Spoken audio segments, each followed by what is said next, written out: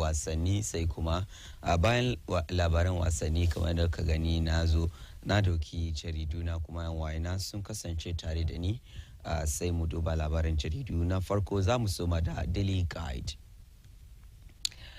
A cikin Daily Guide na yau na gani ita former sanitation minister Cecilia Dapa Daily Guide, but that's Telegraphic Daily Guide.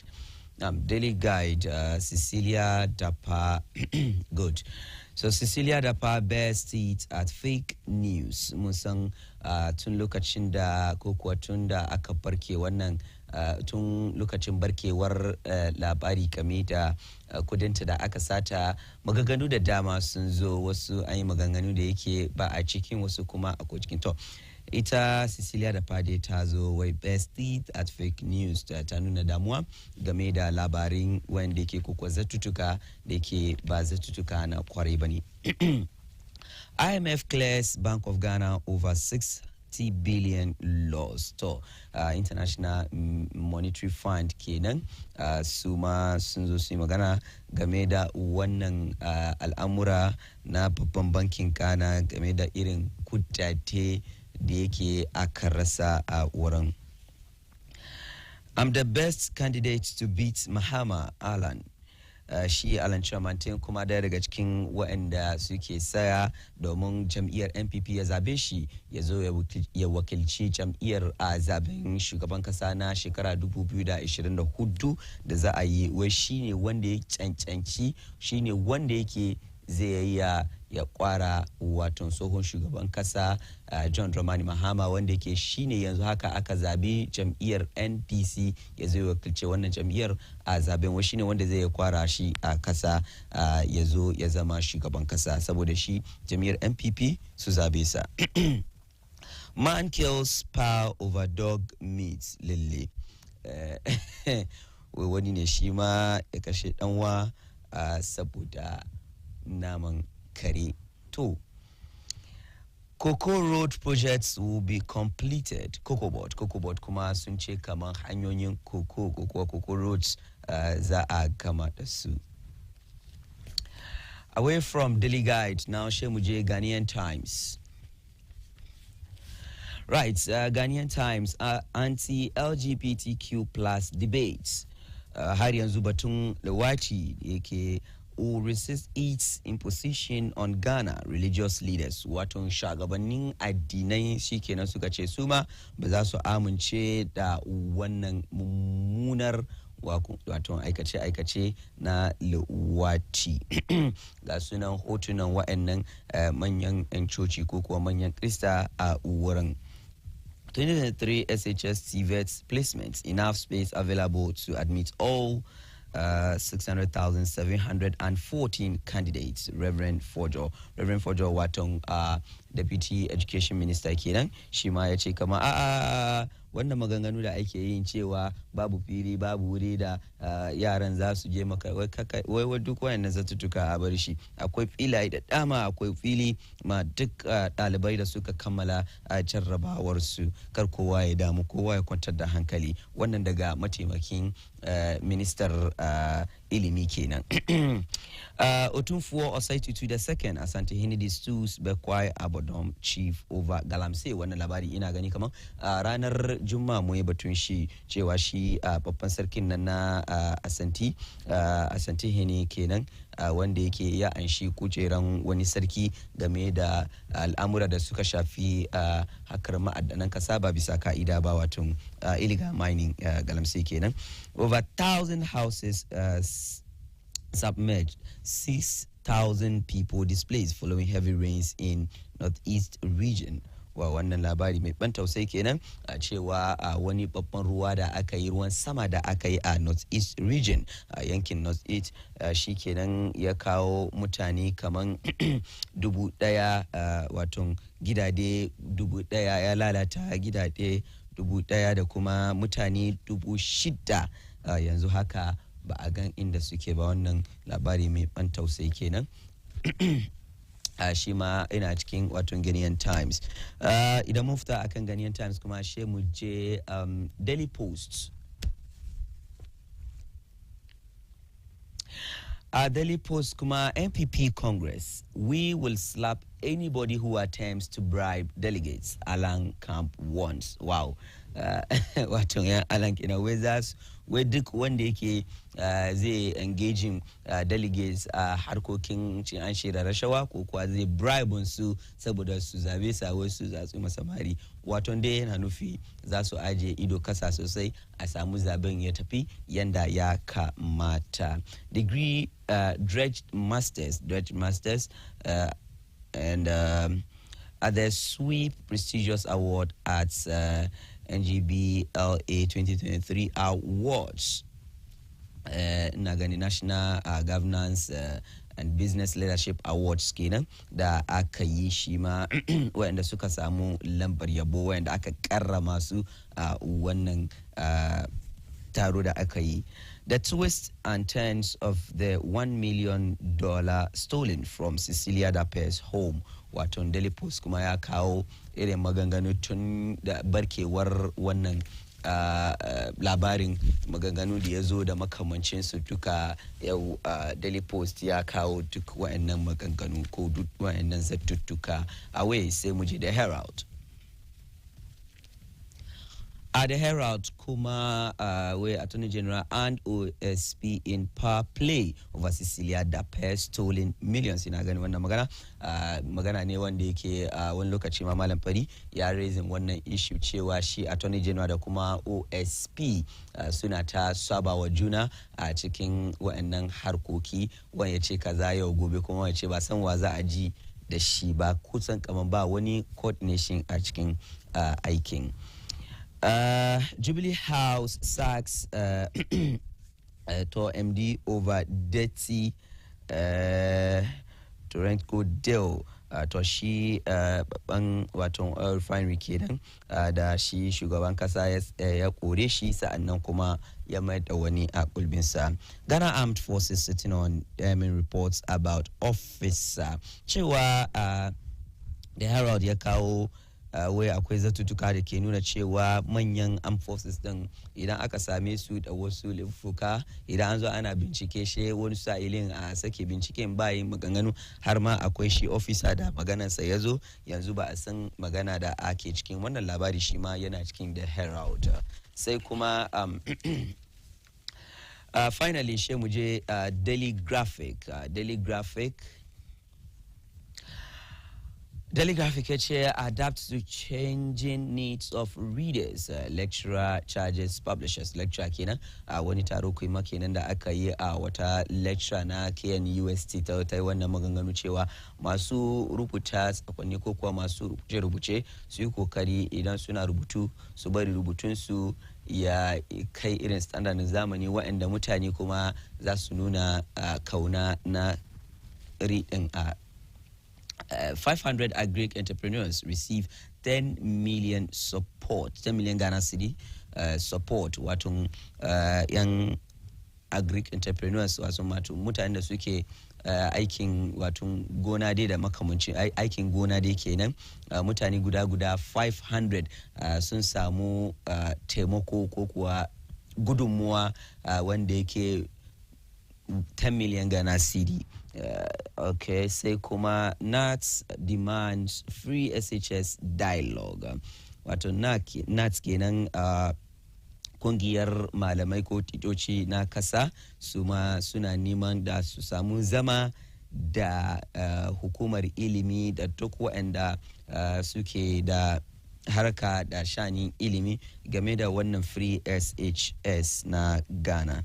All right, so I think stories sai muke nan duk na papers da muka kawo a yau kenan. All right. So yanzu muna da aboki wanda yake tun kama wancan mako ba ma kanin sa ko ce ya gudu ne ko ya ne ko kudin sa ya zo na ta ya bi bayan bango ne. Ismail Abubakar, assalamu alaikum. Wa alaikum salam. Ai ni gaskiya shi na ta ka bi bayan bango. Banji zadin jiki na bane. Okay. Ciwon da ya zo nowadays shi ya kama ni. Okay, don ka san yanzu anyway, sorry about that. Allah ya kara karfi. Ka san yanzu zango da an yi kwana biyu baka ga wani ba she ka wuce ka san wai na chapatula ko ina ba Allah ya take mu duka baki alright sai kuma ta zu wanda ya gabatar mana watan labaran wasanni malam fari to sabon sati an zo kan aiki kuma anyways musoma da watan shi free SHS minista ya fito ya yi magana cewa kara da mu kowa ya kwantar da hankali wai sam akwai hanyar da zai accommodate kowa da kowa. Bayan haka kuma nats su ma sun zo sun ce kamar mu duka mun san irin kalubalai da maganganu da ya faru a baya game da shi free SHS da wannan gwamnati September 2017 suka fara aiki da shi don mun duba cikin manifeston shi wannan gwamnati free SHS na daga cikin ababen da yake ya samu hankulan mutane da shi sosai.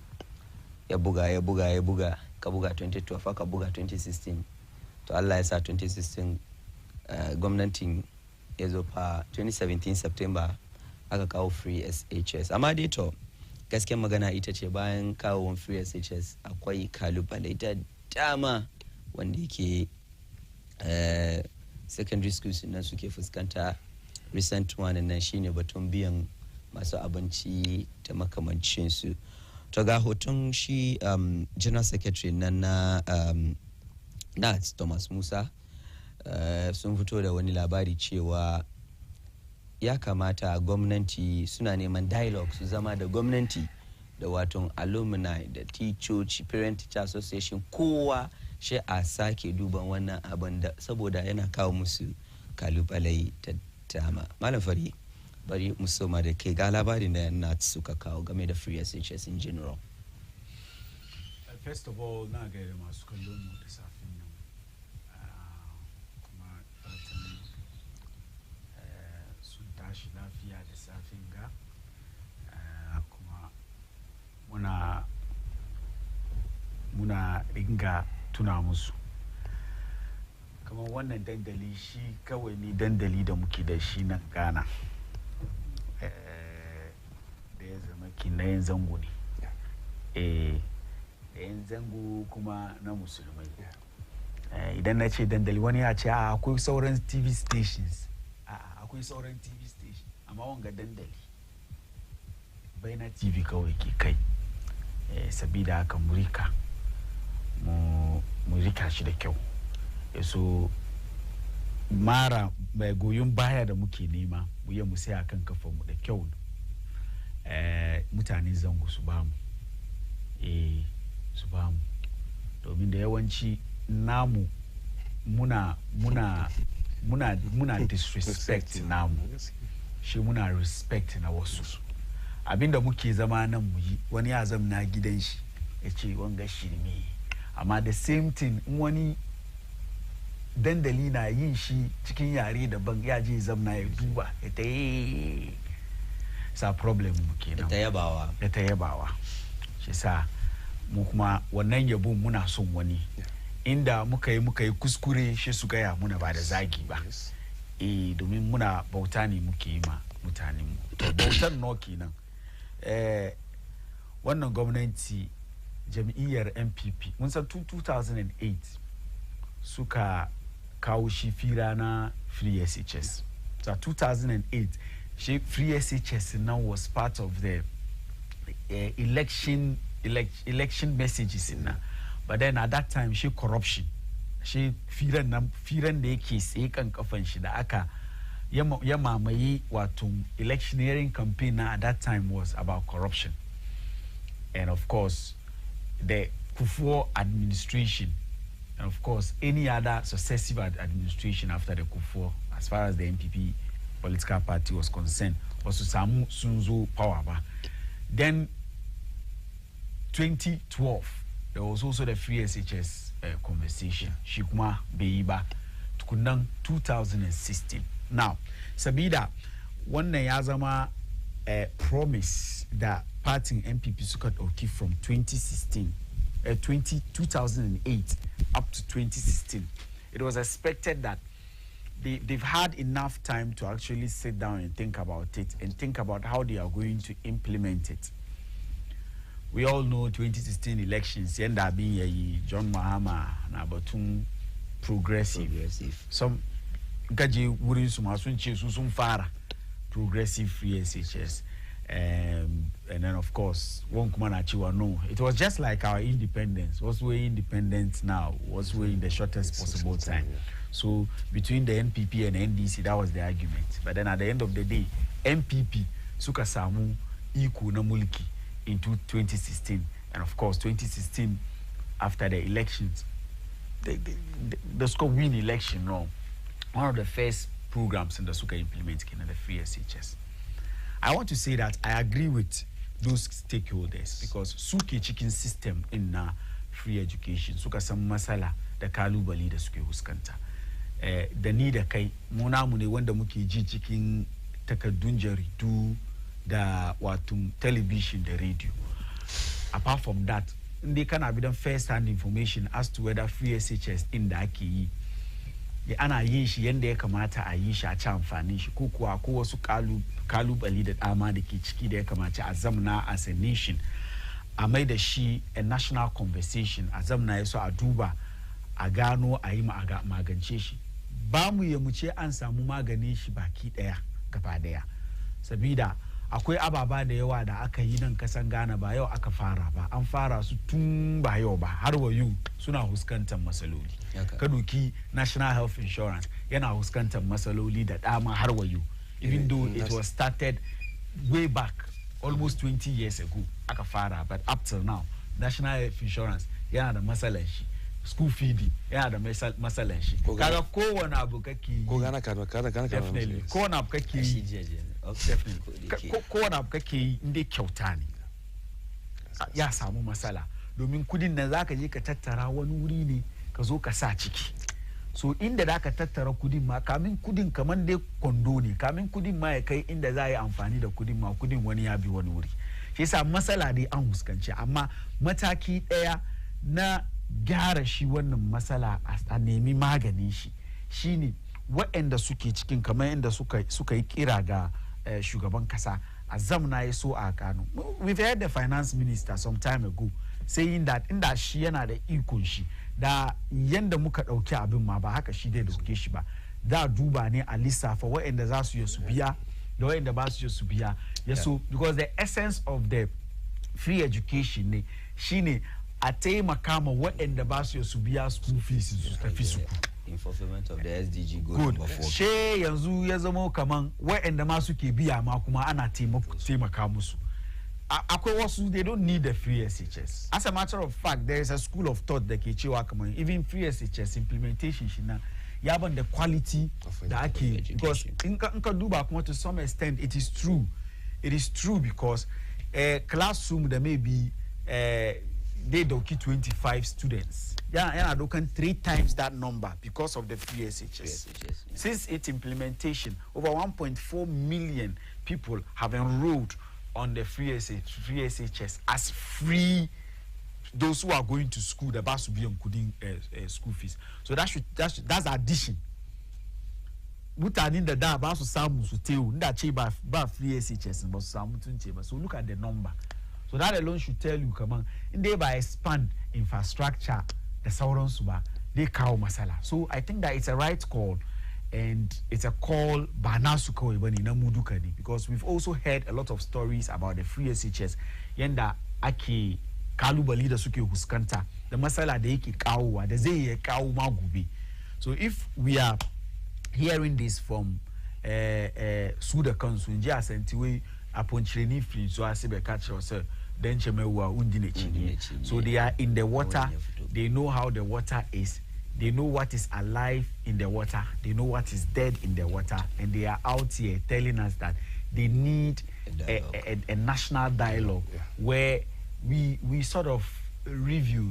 Review, cancel. Because previously when politicians say review, when they come, they cancel the thing.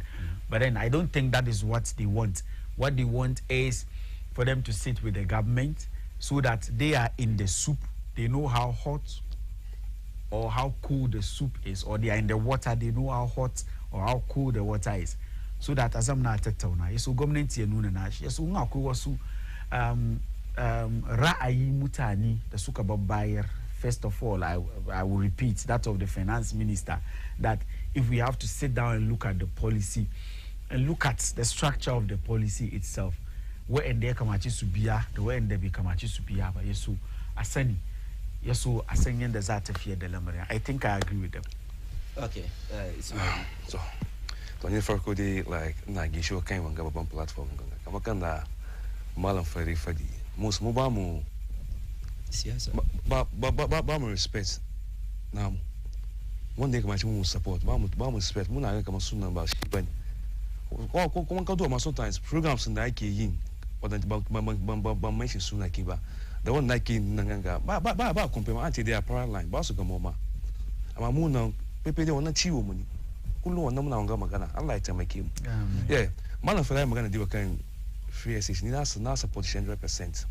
Don't need tunda man nina da wannan mindset kama nina believe kama na before I implement on a policy na ya kama I should one pilot project I should one pilot project again suwa abin the benefits no I also mention so many things in terms of longer logistic, in terms of infrastructure, even admission. People have problem with the admission of free SHS. Yeah, shaka machi aduba don't come na the good side and bad side. Don't kind of free SHS but ma da ga shoemaker, sorry to say ga shoemakers na yeah it's about shoemakers ma house help the we akasa ko ya te school those ka duwa the other side in policy na ga ya tema ko pama ka the other side kuma ba ize bane you ga na ji radio one na ko we last month the she at school ama this man ga the she we vacation ko na you was surprised like what is happening. Look at even in terms of our quality of education. Bashne commander. Don't last in witness. Now witness one year some come aggregate 30. I'm not some school presec. I'm not 20. That's some school presec. Then focus some the so-called elite school. Shake one now. I'm not so quality of education. They also kasa. Need to me they one day school placement share car computer having don't they as a one school come on a 50 aggregate 30 now kuma maybe nkaje ka duba course nde yake so yin exactly ka san kowane school da yanda suke rating shi presec in the Kenga I think it's a science yes. School. So there are other courses in that you don't necessarily need when higher grade but when I give first no, I understand, but you see, the idea of the school placement now, I usually for Telaka, because Ghana and Kaduba mostly, Telaka Kizua Ban school, and Kaduba performance in Nankuma to feel as a Ban school, that is MAs, the DAs, the LAs, the Makamanchisu, soon a performance in Subi Basu Kari. So you will not say because Shiba by choice in Shiba. Some would be the put in the DG these privileged schools. Yeah, Kasanchi panu the tea. Nache panu the tea can understand. Kasanchi panu the tea. Yeah. She samu results. But we me shizuku bani. Maybe samu terbi you know what? We Skaje SSS sometimes. Kaga when the suki futuwa this D is the ME. So usko samu that kind of Kaga kokari sumaya fi when Muduka mubitiki wana. So I think that the computer placement now was there to help kuma dan nan in kai talaka ne samu SSS da kanshi na da wuya. We all of us suffered it. Kana da wuya kaga kaje wani kauye nisa meanwhile school nan da aka ce shi elite school nan ne garin keke amma wai don ka samu grade 15 20 bakai ka je wurin shi wani ya fito wani nisa shi ya zo shi yana ci amfani wannan gaskiya ya zo help talakawa don shi need to me like wannan shi na kamaci su zama a duba don yanzu ka zo kuma garin ba kudi kuma wannan kuma na affect wannan system kuma mutane suna fada kamar ma free SHS na cikin ne like gani ba mu gan kai wai suna wannan that kind of perception wannan fadi kamar ina cikin ba mu gan kai gwada ma kamar yanzu kamar ya abinci ne ma biyan su ya zama magana so to me it's a good policy but you just have to sit down a strategy da kyau since kamar kan gafari kamar kai wani abanci kamar wanda ke cikin ruwa inda zafi ifto na ya kamata a saka wani abu na faru ni dai na support a zama a duba it's a nice policy amma ya kamata a yi shi da kyau don in ka zo ta wajen infrastructure ma wajen classes ba classes we shall duba.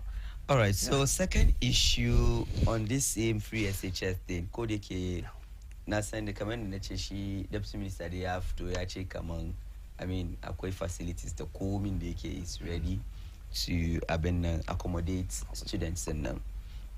And mu duka mu amince kaman gaskiya akwai problems, challenges da yawa with regards to the ya kana cewa wasu ma na nufi cewa yana daga cikin ma economy na ma yake abin nan domin wayan ga millions of students ga duka nauyin su na kan government understand that with thousands of students in there nauyin su duka na kan gwamnati to this is I don't know a very hard one malafari baka gani kaman to da mu jira ko a dakatar da free SHS nan for now sai zuwa gaba an komi yayi komi kaman ka san kaje garukan waje wasu turai da akwai irin kaje su high university ma akwai shena na free kuma suna da private schools su da ake biyan but then suna amma ba mu gani suna complaining batun domin sun yi economy ya zo ya kai yana iya the system is working exactly to baka gani kaman da in yayi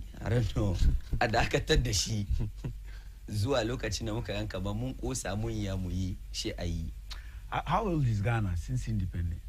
Muna 60 something yeah. These countries that muke ga sun develop now. Some of them ya taking so over 150 years. Some of them 200 years. Exactly. Some of them 500 years. Suka kai industry.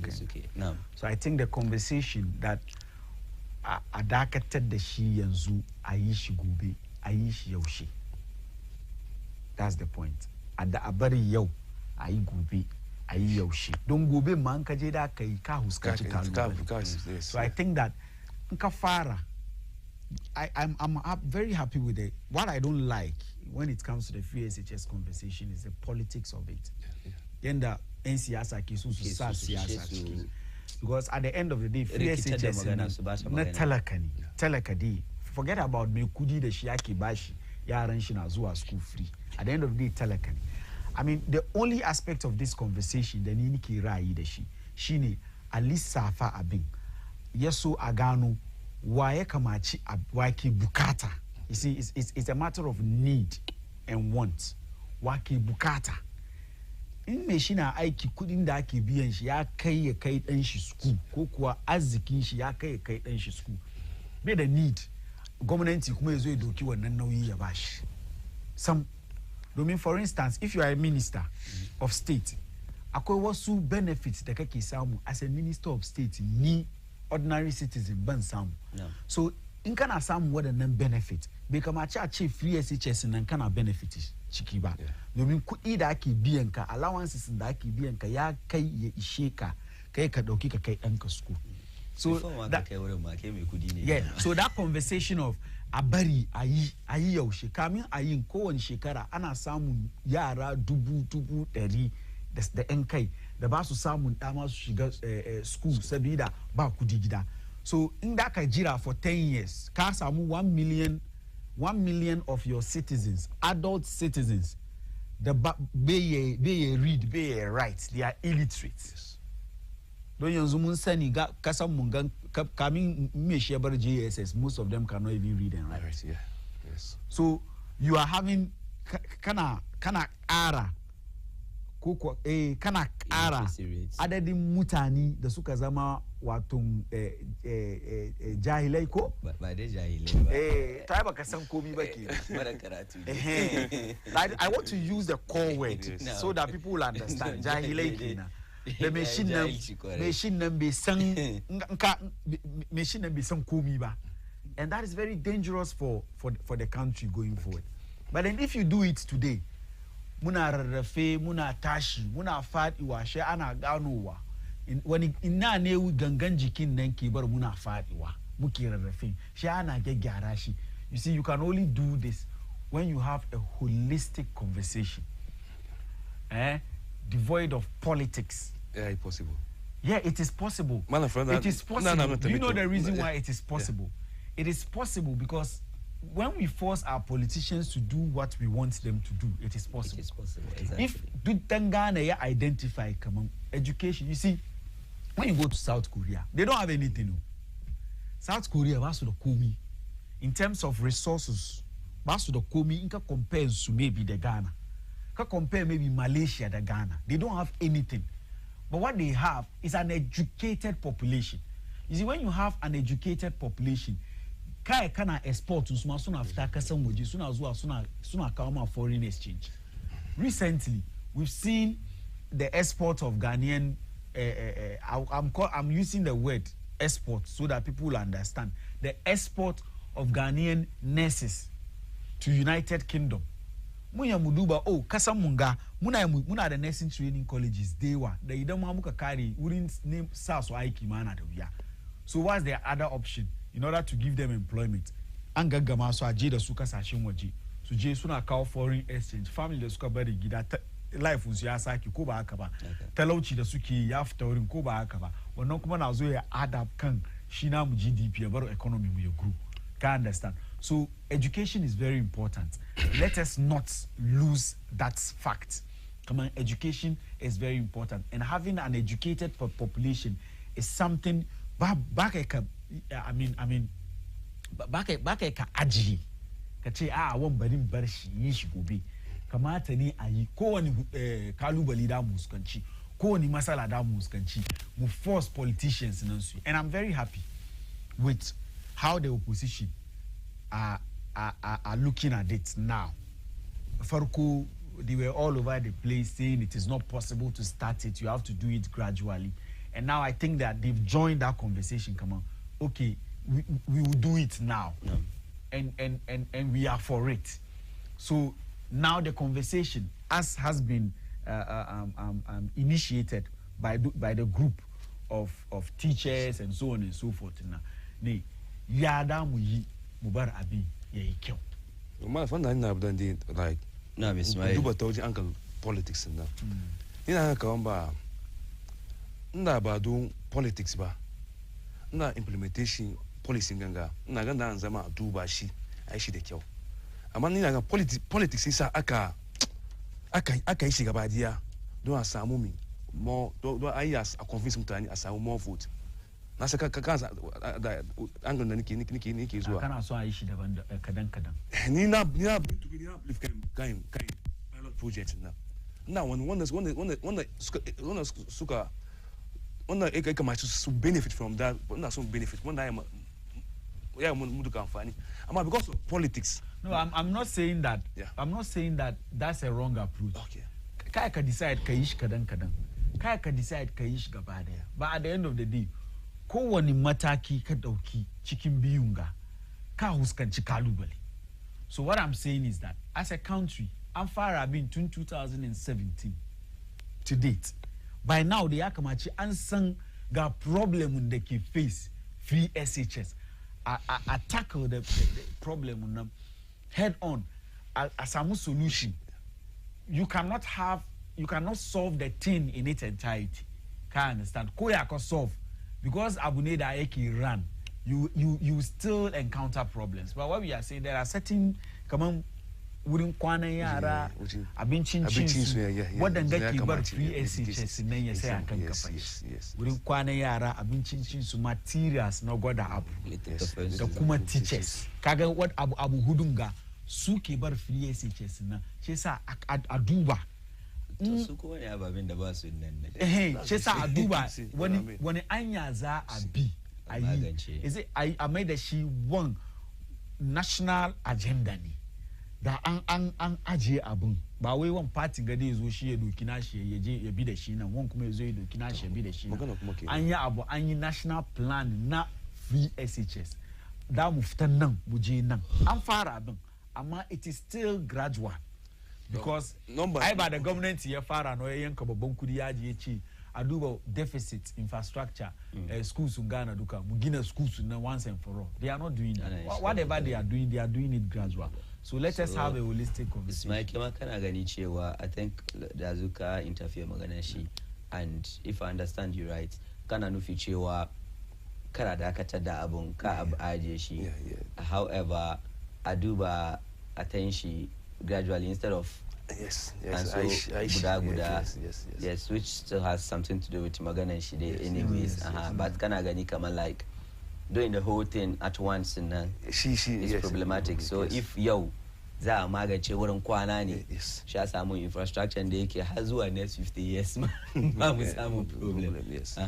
Sai a zo maybe wani different angle kuma shi ma a magance har zuwa wani lokaci. Anyways, I don't know if that is what you are trying. No, that's what I'm not giving. Don zuma kado numbers na man don problem duka shi numbers students na.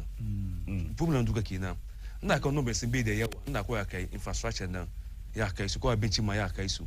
To school na ako college school kaman yellow cool green man. Yellow ink. No, this is the first time someone education waka. Kuma kan one thing, kan one thing. Ina ai kaman za a aje shi aka wana kuma daban kuma to education kuma they kuma go back kuma 20 years again. Me ina kaman da aje free SHS aka wani da kuma aka wani to wanzu kuma da fara abubuwa nan ya da policy nan but to education they go back for 20 years. There should be a plan, yes, on it. Come on, wanda ku siyasa jami'oyin siyasa man fari will it come plan come kan ka fari come. That is what they are calling for. Actually the stakeholder, the review that they are calling for, that is what they are. If no so that we are so that people that they need on board. They talked about the PTA, yes, they talked about alumni, old students association, the government and political parties so that and someone white people energy come. Exactly. Power.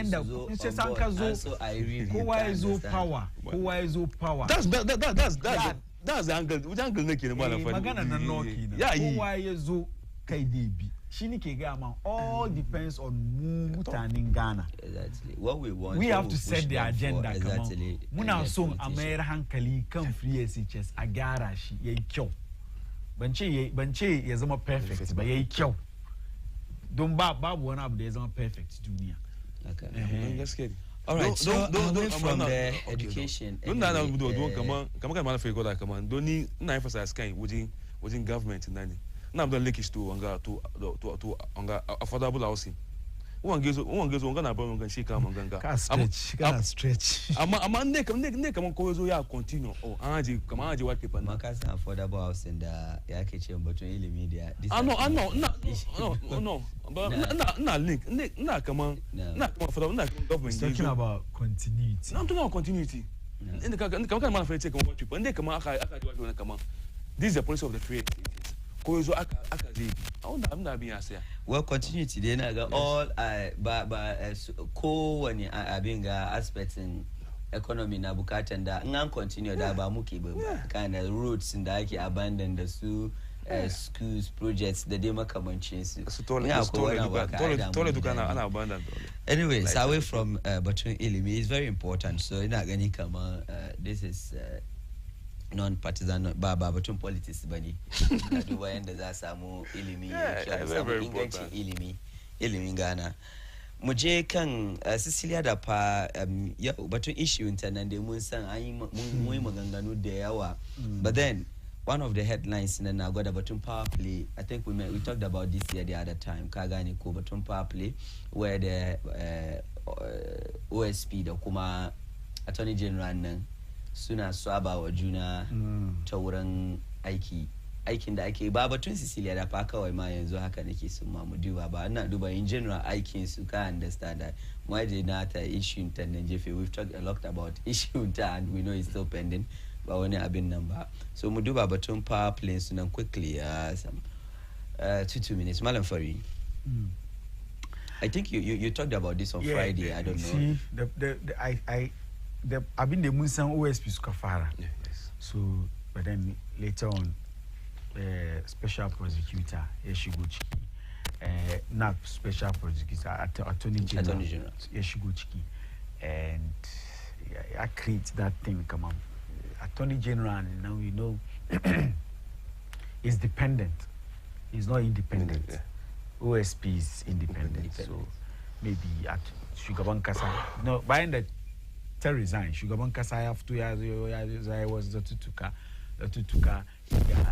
She ajidading aikin da ta yi ya yi maganganu da yawa da mutane magana na ma da bai ci shugaban kasa ya fito ya gaya ba dun da dai ana investigation da ya jira bayan investigation ya nuna cewa kaman ba ta yi laifi ba wannan kaya ka fito ka yi wannan magana amma maganan da ya yi na nuna cewa kaman he doesn't see anything wrong with what she has done, even the moral aspect of it da muke zamani now muna magana, the president doesn't see anything wrong with it. Then of course attorney general ya shiga ciki. So the moment that attorney general ya shiga cikin maganan nan no yayi kaman attorney general na so ya je karbi maganan nan ya so ya zo ya save the face of Cecilia Dapa and by extension the face of the president. Shi sa yazo ya ban kowane abu attorney general ya zo ya fito ya zo ya gaya mutane na duban kaman an sa ka zo ka gaya ka zo kana gayawa.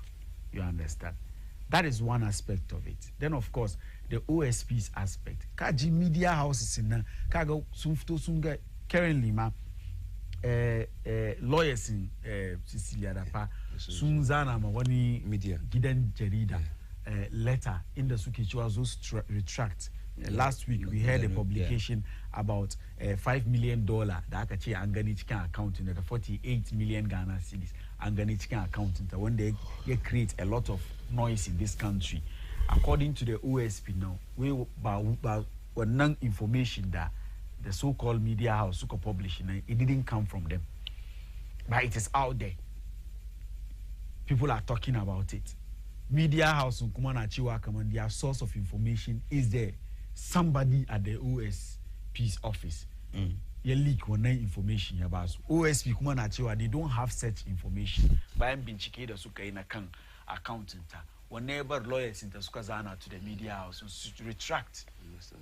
You get it? So as to whether media house nan gaskiya ne wani daga OSP ya basu information ko ba wani daga OSP ya basu information ba, wannan is another matter for another day. But then wannan kuma na read a lot of yasunanshi into that argument da mutane ke yi tashin hankali tsakanin OSP da Attorney General. Yes. As far as this particular case is concerned. Mude ade amune as mutanen Ghana. Attorney General matsayin shi as babban lawyer na gwamnati. Na shi ne yayi yaki ya ba kasa. Haka din shi kuma OSP a matsayin shi as independent prosecutor. Na shi ne yayi aiki ya ba kasa. Mu dai ba mu son wani ya ci zarafi mu. Shi yasa su mayar hankali kan aikin da suke yi. Doni na gaya, I do not have anything wrong. I don't see anything wrong with Cecilia Dapa keeping that amount of money in her room. In the tabiya taxes, in the government bai fito wani lokaci baya ya zo ya ce muna kaman kar mu aje kudi saboda CD yayi rauni. Da inde da haka ne da ni ban gan anything wrong with it. Matukan kudin nata ne. Matukan kudin nata ne. Amma dai gwamnati nan da kanshi wai kan mu aje kudi daki. Saboda kar ya fitini CD mu. Sha ce cikin wannan gwamnati kuma nawa ga wata minista tana da wanga babban kudi yana aje ita da mijinta. Ka gane ko inconsistency cikin maganan su. Ka inji wani way hypocrisy, let me use the word. Cikin maganan su. Ni that's the problem I have. Amma dai kudin ta ne kan anyan kirki ta bi ta samu kudin ta ne ta ajiye. Tana so ta gina rami ma ta sa ciki. Ni ba ruwa na. Amma tukan wannan gwamnati nan da kanshi ya fito ya zo ya ce muna kaman young black market kuke hold dollar ya bar CD na wahala. Sha ce wani kuma a player in that same government has this amount of money still some. But tana cikin manya tana cikin manya. OSP and the special. So Ismail quickly bari ba kine so kotuku. OSP the special prosecutor. I mean, it is expected. I mean, it is expected because you know there is this thing out there. Come on, OSP Nantundezu is Aikin Shideki Duka is like a target when the Sukichikin government. So you should expect the power prosecution. Israel, but on power play. And we want the best out of them. Don't issue Gangaya Jima. Mojusuna what they want the attorney general she goes issue. What is our own perception come on? Attorney general they zo come on they wanga issue na a massage issue na. Kuma issue ganga ko ya ganshi kala kama kana mana fa di kama they couldn't tell I don't have problem. Amma ni ko na base moral aspect of it she problem na. Ke fito ka ce kaman kar ko wait masara.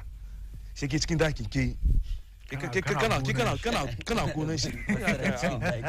People we there we just muna neman best one nan ne best one nan amma I want to kuma kadi power play su is affect mu ba mu samu correct judgment kadi power play su she su suna power play sai hankali mutane zo kansu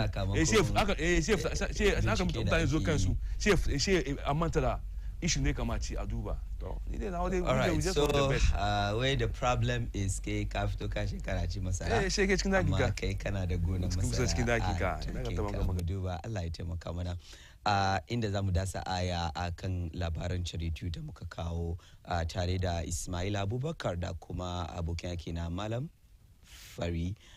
Next is tattaunawa ne da za mu yi kamar da cikin intro na gaya muku da wata matashiya 'yar ciniki daya daga cikin 'yan panels da suka sharaka a cikin ranar bikin matasan duniya da aka gudanar a National Mosque a karkashin jagorancin Alhaji Abdulsalam Ahmadu na kungiyar Afro-Arab. Za mu yi tattaunawa da ita musamman one-on-one with her idan mun dawo ka kuje ko'ina bayan wannan takaitacciyar hutu.